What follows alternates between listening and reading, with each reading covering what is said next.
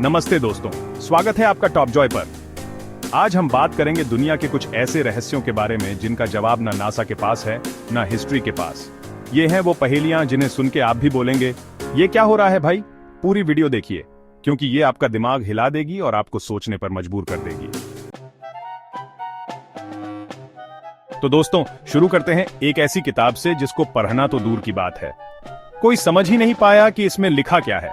Imagine करो, एक पुरानी सी किताब, सालों से पड़े रहने की वजह से उसके पन्ने पीले पड़ चुके हैं और उसमें लिखी है एक ऐसी लैंग्वेज जिसको आज तक कोई समझ नहीं पाया। ये है द वॉयनिच मैन्युस्क्रिप्ट। क्या ये एलियंस का मैसेज है? क्या ये कोई सीक्रेट कोड है? एक्सपर्ट्स ने अपना सर खुजली करते करते पका लिया, पर इस किताब का राज अभी तक राज ही है। इस किताब में सिर्फ अजीबोगरीब भाषा ही नहीं, बल्कि रहस्यमयी चित्र भी हैं। कुछ चित्र ऐसे पौधों के हैं जो असलियत में कभी देखे नहीं गए, और कुछ चित्र खगोलीय नक्शों के हैं जो उस समय की जानकारी से कहीं आगे हैं। ये सब देखकर लगता है कि ये किताब किसी और ही दुनिया की है। कुछ लोग मानते हैं कि ये किताब किसी गुप्त समाज की हो सकती है, जबकि कुछ का मानना है कि ये एक बहुत ही जटिल मजाक है। लेकिन जो भी हो, इस किताब ने सदियों से लोगों को हैरान और परेशान किया है, और आज भी ये किताब उतनी ही रहस्यमयी है जितनी पहले थी। आजकल के वैज्ञानिक और शोधकर्ता भी इस किताब को समझने की कोशिश कर रहे हैं।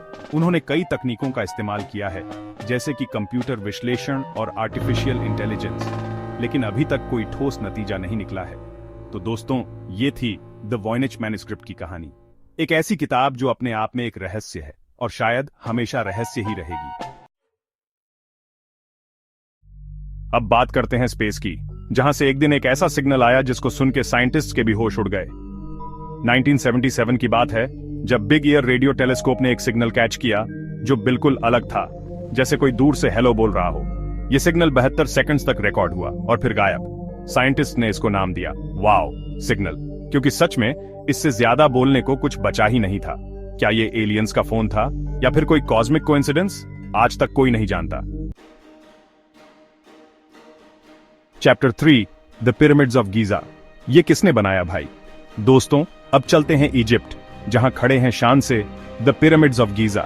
ये पिरामिड्स दुनिया के सबसे रहस्यमयी और अद्भुत संरचनाओं में से एक हैं।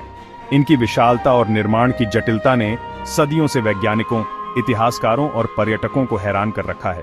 ये देखने में जितने ग्रैंड हैं, उन्हें बनाने का राज उतना ही बड़ा है। पिरामिड ऑफ गीजा, जिसे ग्रेट पिरामिड भी कहा जाता है, लगभग 4500 साल पहले बनाया गया था। ये पिरामिड खुफू के लिए एक मकबरे के रूप में बनाया गया था, जो चौथे राजवंश के एक प्राचीन मिस्र के फिरौन थे। सोचो, हजारों साल पहले बिना किसी मॉडर्न टेक्नोलॉजी के इतने बड़े बड़े पत्थर कैसे काटे गए और कैसे उन्हें इतनी परफेक्ट शेप दी गई।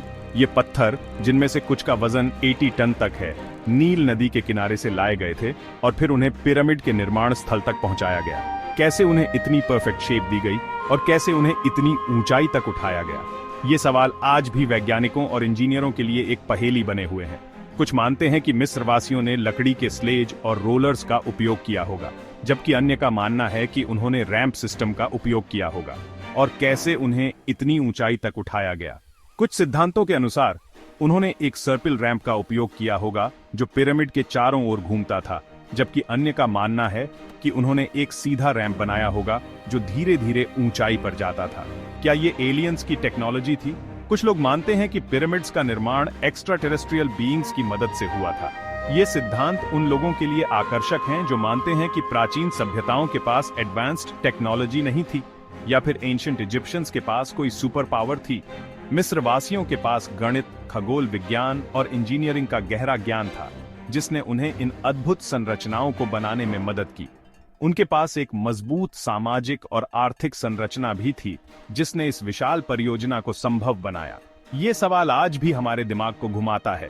चाहे जो भी हो, पिरामिड्स का निर्माण एक अद्वितीय उपलब्धि है जो मानवता की रचनात्मकता और दृढ़ता का प्रतीक है।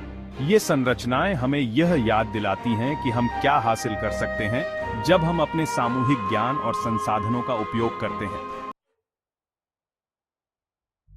चैप्टर 4, स्टोनहेंज, पत्थर का पजल।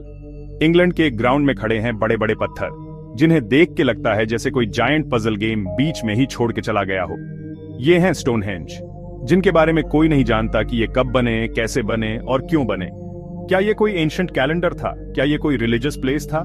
या फिर एलियंस ने अपने स्पेसशिप के लिए लैंडिंग पैड बनाया था? थ्योरीज तो बहुत हैं, पर सच क्या है ये तो स्टोनहेंज ही जाने। Chapter 5 the zodiac killer code, जब खतरे के साथ पजल भी आने लगे। दोस्तों, अब बात करते हैं एक ऐसे सीरियल किलर की जिसको पजल सॉल्व करने का बड़ा शौक था, पर ये पजल्स वो किसी गेम में नहीं बल्कि अपने क्राइम सीन्स पे छोड़ के जाता था। ये कहानी है 1960s के अमेरिका की, जब एक सीरियल किलर ने पूरे देश को हिलाकर रख दिया था। इस किलर का नाम था द ज़ोडिएक किलर, और उसकी पहचान आज तक एक रहस्य बनी हुई है। द ज़ोडिएक किलर, एक ऐसा नाम जिसको सुन के अमेरिका में डर की लहर दौड़ जाती थी। उसने अपने अपराधों के साथ साथ अपने शिकारों को भी एक पहेली बना दिया था। वो अपने हर क्राइम सीन पे एक कोडेड मैसेज छोड़ता था, जिसे डिकोड करना किसी के लिए भी आसान नहीं था। ये कोड्स इतने जटिल होते थे कि पुलिस और डिटेक्टिव्स को भी इन्हें सॉल्व करने में महीनों लग जाते थे। वो पुलिस को लेटर्स भेजता था जिनमें कोड्स लिखे होते थे, और उन कोड्स को सॉल्व करने में पुलिस के भी पसीने छूट जाते थे। इन लेटर्स में वो अपने अगले शिकार की जानकारी भी देता था, जिससे पुलिस को और भी मुश्किलें होती थीं। ये लेटर्स और कोड्स एक तरह से उसकी सिग्नेचर बन गए थे, और उसने अपने हर क्राइम को एक पजल बना दिया था।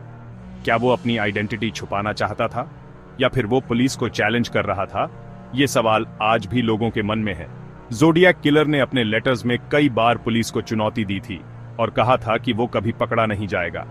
उसने अपने लेटर्स में कई बार अपनी पहचान छुपाने के लिए अलग अलग नामों का इस्तेमाल किया था, जिससे उसकी असली पहचान का पता लगाना और भी मुश्किल हो गया था। या फिर वो पुलिस को चैलेंज कर रहा था। उसने अपने लेटर्स में कई बार पुलिस को चुनौती दी थी और कहा था कि वो कभी पकड़ा नहीं जाएगा। उसने अपने लेटर्स में कई बार अपनी पहचान छुपाने के लिए अलग अलग नामों का इस्तेमाल किया था, जिससे उसकी असली पहचान का पता लगाना और भी मुश्किल हो गया था। ज़ोडिएक किलर ने अपने लेटर्स में कई बार पुलिस को चुनौती दी थी और कहा था कि वो कभी पकड़ा नहीं जाएगा। आज तक उसका एक कोड सॉल्व नहीं हुआ, और उस किलर की आइडेंटिटी भी एक राज ही है। ज़ोडिएक किलर के कोड्स और लेटर्स ने पुलिस और डिटेक्टिव्स को एक बहुत बड़ी चुनौती दी थी, और आज भी लोग उसकी पहेलियों को सॉल्व करने की कोशिश कर रहे हैं। उसकी पहचान का रहस्य आज भी लोगों को हैरान करता है, और उसकी कहानी एक रहस्य बनकर रह गई है। क्या कभी कोई उसकी पहचान का पता लगा पाएगा? ये सवाल आज भी अनुत्तरित है। ज़ोडिएक किलर की कहानी ने कई किताबों, फिल्मों और डॉक्यूमेंटरीज को प्रेरित किया है। उसकी पहेलियों और अपराधों ने लोगों की कल्पना को जकड़ लिया है, और उसकी कहानी आज भी लोगों को रोमांचित करती है। उसकी पहचान का रहस्य और उसके कोड्स की जटिलता ने उसे एक ऐसा नाम बना दिया है जिसे लोग कभी नहीं भूल सकते। उसकी कहानी एक रिमाइंडर है कि कभी-कभी सच्चाई कल्पना से भी ज्यादा अजीब होती है। दोस्तों, इस कहानी से हमें ये सीख मिलती है कि कभी-कभी अपराधी अपनी पहचान छुपाने के लिए कितनी जटिल योजनाएं बना सकते हैं। ज़ोडिएक किलर ने अपने कोड्स और लेटर्स के माध्यम से पुलिस को चुनौती दी, और आज भी उसकी पहचान एक रहस्य बनी हुई है। उसकी कहानी हमें ये भी सिखाती है कि कभी-कभी सच्चाई कल्पना से भी ज्यादा अजीब होती है। तो दोस्तों, इस कहानी से हमें ये सीख मिलती है कि कभी-कभी अपराधी अपनी पहचान छुपाने के लिए कितनी जटिल योजनाएं बना सकते हैं। तो दोस्तों, ये थे दुनिया के कुछ अजीब रहस्य। कौन सा रहस्य आपको सबसे ज्यादा शॉकिंग लगा? कमेंट्स में बताएं।